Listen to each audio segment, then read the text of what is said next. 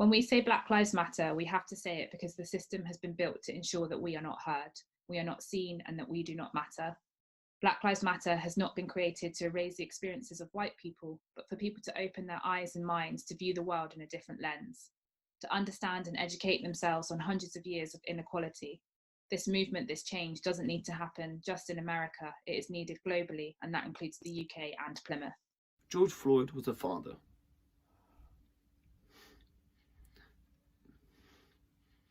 Imagine me not coming back home to my children, to my family, because someone took my life.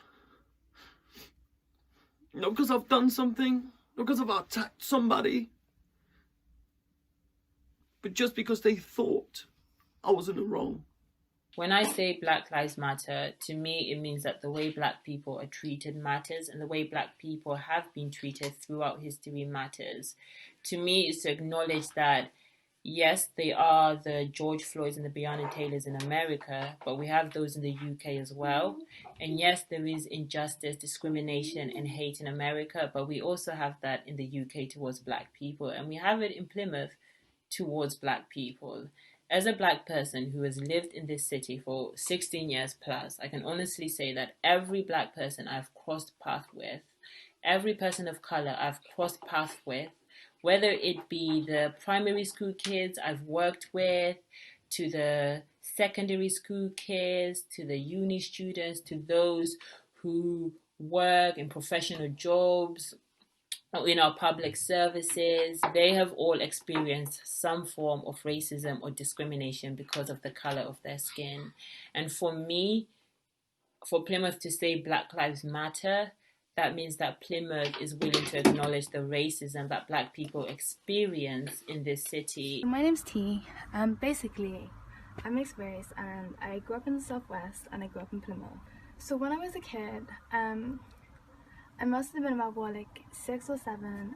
This is in a place called Barn in Plymouth. A group of kids followed me and they chased me, and then I ended up getting beaten up. But the thing that was really hard about this was that they had wool scrapers, and they tried to scrape the skin off of my back. Back was literally bleeding. My name is Jabo Butera and I live in Plymouth in England. In this situation, Black Lives Matter is very personal and they affect everyone.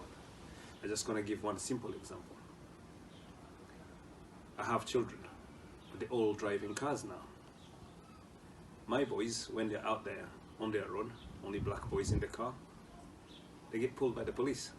This is in Plymouth for no reason, and it has happened more than 5 times since January for no reason. And that incident won't be recorded by the police.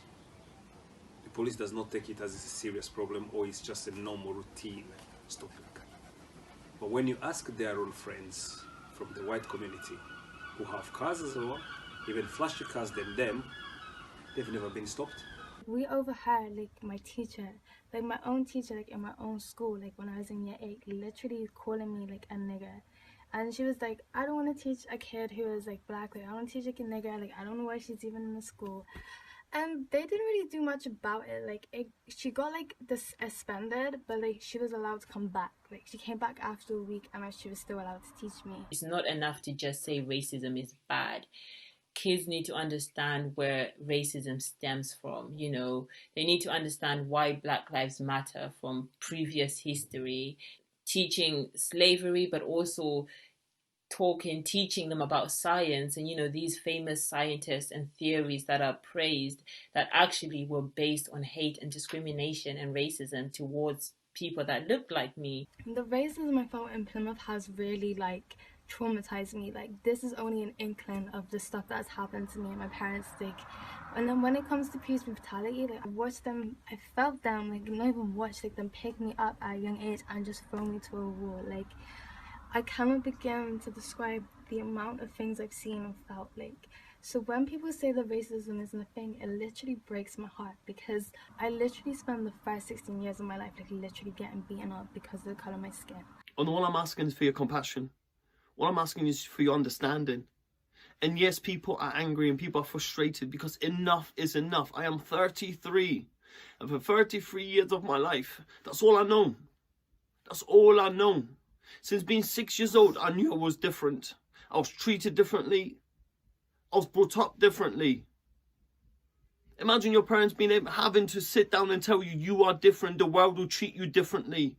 There'll be many times you just have to walk away, put your head down and do as you're told. That's the systematic racism. Presuming just because you're black, you're up to something wrong. Assuming just because you're black, you're probably doing some drug dealing. These children were born here. They grew up here, and they're following everyday life challenge. For them, it's double. Black Lives Matter is important here in Plymouth because this is a home to many Black people and people from different ethnic backgrounds. We want to be able to walk around and enter spaces in our community without having to hold our breaths to see how we are received and treated. We want to live alongside everybody else and not hated because of our skin colour.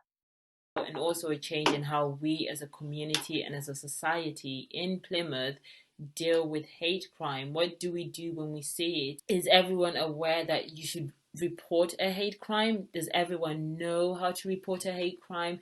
You know, it's not just for Black people to know these things, it's for everyone, because we are all one society, we all live in this city. And I beg of white people, and I beg of people of color, and I beg of Black people and everyone to just read your history, read your own culture, read other cultures, ask your friends of color how it feels, their experiences. I don't know what the solution is. I don't know what the key to this whole thing is. But one thing I do know, if we stand together, this whole thing will change. And what I'm asking for is your compassion, your understanding that it's hard. And this isn't one day. This isn't one life that's been taken. There's hundreds of lives that have been taken like this. Black Lives Matter for me is a cry for change. It's a cry to say enough is enough. That no longer will we accept being treated like second-class citizens. To those who are newly joining the movement, to those educating themselves, please let this be a long-term thing and not just a trend. All lives matter when Black lives do.